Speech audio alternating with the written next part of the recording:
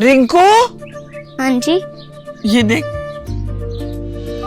आगे तो चले। सत श्री अकाल बीजी। सत श्री अकाल पुत्र। अब साफ दिखाई दे रहा है बीजी। बहुत साफ दिखाई दे रहा है। बीजी इतने टाइम बाद नए चश्मे बनवा ही लिए। किसी अपने ने पैसे भेजे और हर महीने पैसे भेजेंगे। वाह। फोना ते टू होਊਗੀ ਤੁਹਾਡੇ 1 ਤਰੀਕ ਤੋਂ ਬਾਅਦ। ਇਹ ਤੁਹਾਡੇ ਪੈਸੇ ਨੇ, ਇਹਦੇ ਨਾਲ ਕੋਈ ਅਮੀਰ ਨਹੀਂ ਹੋ ਜਾਣਾ ਤੁਸੀਂ। ਮਾਵਾਂ ਭੈਣਾਂ ਨੂੰ ਸਤਿਕਾਰ ਦੇ ਕੇ ਮੈਨੂੰ ਖੁਸ਼ੀ ਮਿਲਦੀ ਹੈ ਇਸ ਗੱਲ ਦੀ। मुख्यमंत्री माँ बेटी सत्कार योजना, आपका अपना भगवंत मान।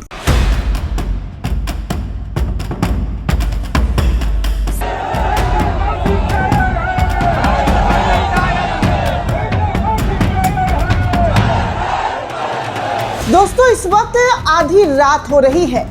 जब आप अपने घरों में आराम फरमा रहे हैं तो इस देश के नेता विपक्ष मोदी की ईंट से ईंट बजाने के लिए छात्रों के पास पहुंच गए।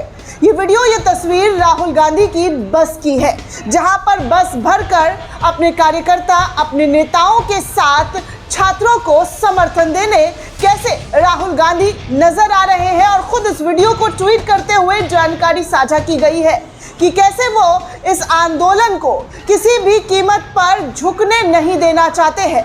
छात्रों के कंधे से कंधा मिलाकर इस वक्त कोई खड़ा है तो वो राहुल गांधी है। विपक्ष है क्योंकि सत्ता पक्ष ने तो आंदोलनकारियों को उपद्रवी, आतंकवादी, भेड़िया और ना जाने क्या क्या शब्दों से नवाज दिया है। जब जब मोदी के खिलाफ आवाज उठा है, उन आवाजों को ऐसे ही तोड़ने की कोशिश की जाती रही है। लेकिन इस बार लगता है देश के युवा मानने वालों में से नहीं है। किसी भी प्रकार से वो मानेंगे नहीं। लगता है इस बार इस्तीफा होकर रहेगा। धर्मेंद्र प्रधान की कुर्सी भैया खतरे में है और मोदी भी अब कुछ कर नहीं पा रहे। जो आश्वासन कल सुबह प्रधानमंत्री नरेंद्र मोदी के जरिए दिया गया, उन आश्वासन का युवाओं पर कोई असर नहीं पड़ा। युवाओं की साफ मांग है कि जिस तरीके से पिछले कई सालों से पेपर लीक हो रहा है, उन पेपर लीक मामले में सिस्टम को, शिक्षा का जो व्यवस्था, दुर्व्यवस्था है, उसको सुधार किया जाए। दूसरी मांग धर्मेंद्र प्रधान का इस्तीफा हो। और तीसरी मांग, जिन बच्चों ने नीट परीक्षा के दौरान आत्महत्या किया है, उस परिवार के लोगों को मुआवजा देना चाहिए। मुआवजा हर हाल में मिलना चाहिए क्योंकि इस देश की सरकार ने कैसे सिस्टम का कबाड़ा कर दिया है, शिक्षा का कबाड़ा कर दिया है, वो अब बच्चों के कानों में गूंजने लगा है। चलिए आपको एक एक तस्वीर आधी रात की दिखाऊं तो यहाँ पर, जी हाँ, यहाँ पर क्या कुछ हो रहा है और कितने भयंकर तरीके से मोदी का बगावत और मोदी के खिलाफ आवाज़ उठनी शुरू हो गई है। सबसे पहली तस्वीर आप राहुल गांधी की स्क्रीन पर देख सकते हैं कि राहुल गांधी कैसे, जी हाँ, कैसे राहुल गांधी को रोकने के लिए पूरी की पूरी पुलिस फोर्स को तैनात कर दी गई। लेकिन राहुल गांधी जी हाँ, गांधी प्रतिमा के पास पहुंचकर फिर कैसे सड़कों पर उतरकर छात्रों से मिलने पहुंचे, कैंडल मार्च करते हुए नजर आए हैं अपने सांसदों के साथ। इस वीडियो में साफ तौर पर नजर आ रहा है। यानी कि कुल मिलाकर आप देख सकते हैं कि कांग्रेस के एक एक कार्यकर्ता इस वक्त सड़कों पर उतर आया है।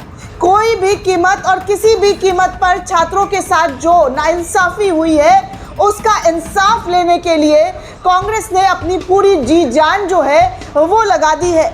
इस वक्त जब प्रधानमंत्री नरेंद्र मोदी, गृह मंत्री अमित शाह अपने घरों में आराम फरमा रहे हैं, अपने डर और खौफ के साए में पुलिसिया पूरी तरीके से फौज उतार दी है, उस वक्त कांग्रेस और उनके कार्यकर्ता, राहुल गांधी और उनके सांसद सड़कों पर उतरकर बच्चों के लिए न्याय की भीख मांग रहे हैं। बाकी एक और तस्वीर देख सकते हैं कि कैसे बीजेपी की नींद हराम करते हुए राहुल गांधी लगातार डटकर सड़कों पर खड़े हुए हैं। कल तक गोदी मीडिया राहुल गांधी के मोदी के घर पर जाने की चीज को चिंताजनक बता रही थी, लेकिन उन छात्रों के दर्द का क्या, उन छात्रों पर जिस तरीके से लाठियां भांजी जा रही है और भांजी गई, उसका क्या, उसका कौन जवाब देगा। कुर्सी है तो आप कुछ भी करेंगे, सत्ता है तो आप कुछ भी करेंगे, नहीं, ऐसा नहीं होगा।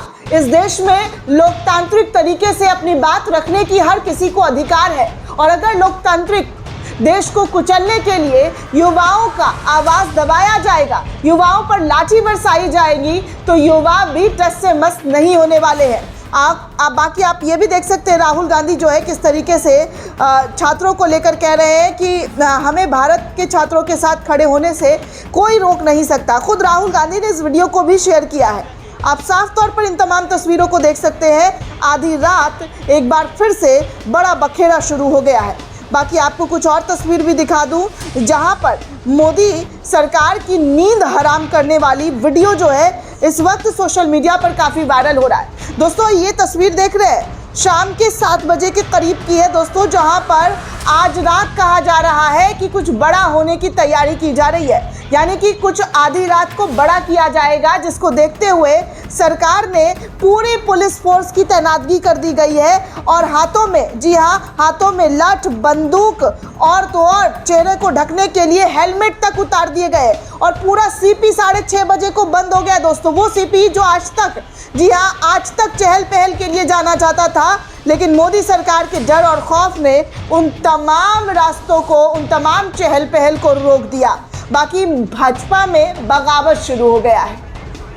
जी हाँ, भाजपा में भारी बगावत शुरू हो गया है।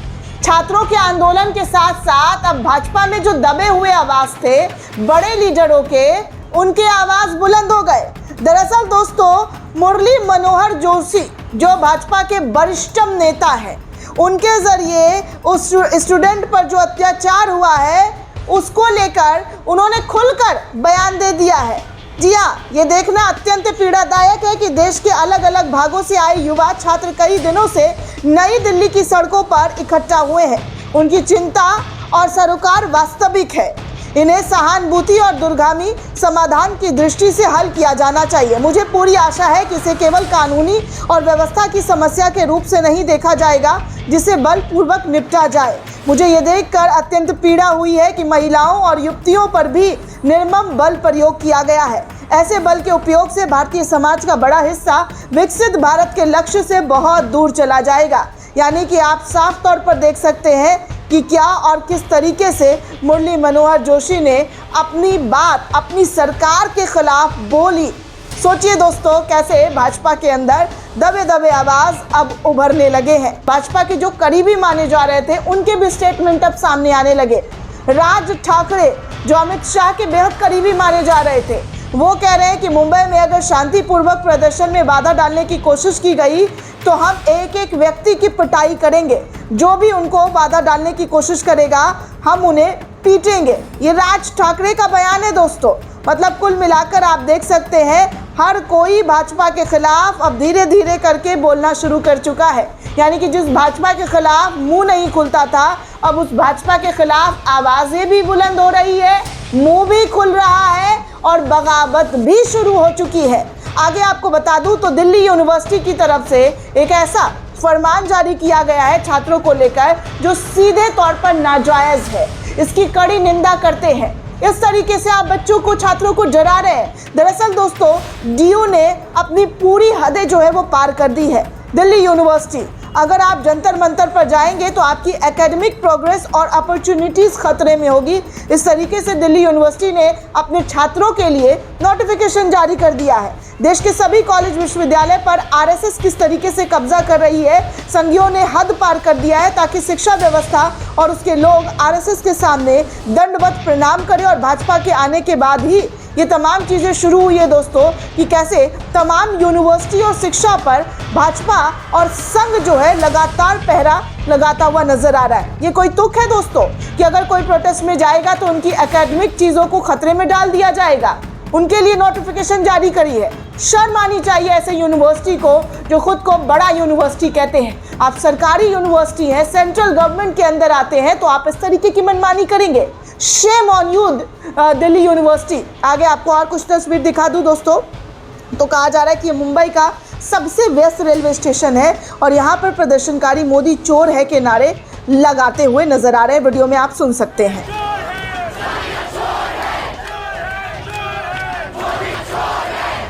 सुना दोस्तों, देश के कोने कोने से मोदी चोर, मोदी मुर्दाबाद, मोदी डरपोक, मोदी कायर जैसे नारे जमकर लग रहे हैं। बाकी आप आधी रात की ये तस्वीर भी देख सकते हैं। ये नरेंद्र मोदी कायर है जैसे पेपर लीक और भाजपा को लेकर जमकर पटना के अंदर युवाओं का विरोध जो है वो लगातार जारी है। हाथों में झंडा और मोबाइल की टॉर्च को अंधेरे में जलाकर भयंकर तरीके से भाजपाई और उनके दमनकारी नीतियों के खिलाफ आवाज़ें उठती हुई नजर आ रही है। आगे आपको ये भी बता दूं दोस्तों कि अमित शाह कैसे डरकर कांपे हुए हैं।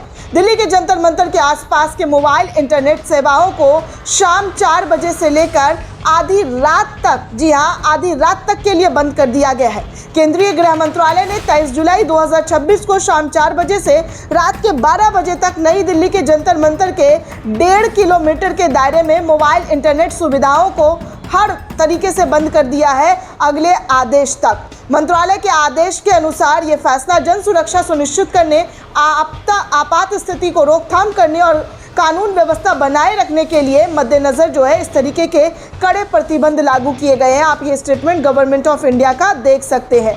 कुल मिलाकर अगर आप देखेंगे तो डर इनके चेहरे पर साफ नजर आ रहा है।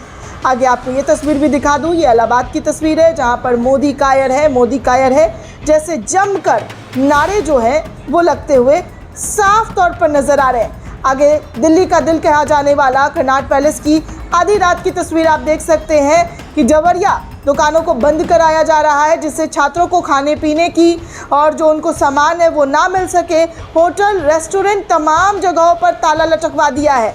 ऐसे हालात पैदा कर दिए गए हैं सरकार के जरिए। ऐसा लग रहा है जैसे ये नाजी सरकार है। बाकी सचिन तेंदुलकर, जी हाँ, सचिन तेंदुलकर का एक स्टेटमेंट आया है, young India school dreams and energy.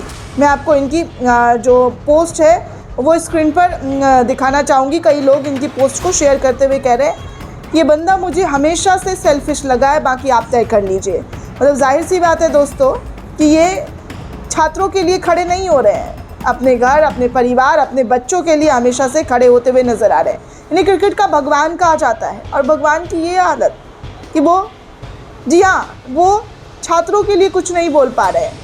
चलिए कुछ लोगों ने तो जो है स्पाइन दिखाई।